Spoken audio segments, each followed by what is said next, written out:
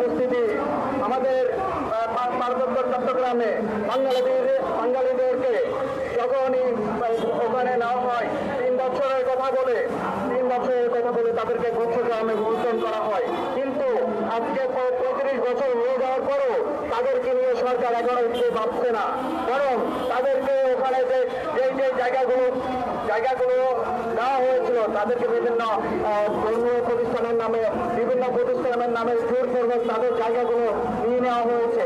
তাদেরকে ঘরবন্দি করে বন্দির মতো করে গুচ্ছগ্রামে আবদ্ধ করে রাখা হয়েছে। আজকের এই মানববন্ধন থেকে স্পষ্টভাবে আমরা বলতে চাই, পার্বত্য চট্টগ্রামের নির্যাতিত নিপীড়িত প্রত্যেক জাতিগোষ্ঠীর প্রতি সরকারের সুদৃষ্টি দেওয়ার জন্য আহ্বান জানাচ্ছি।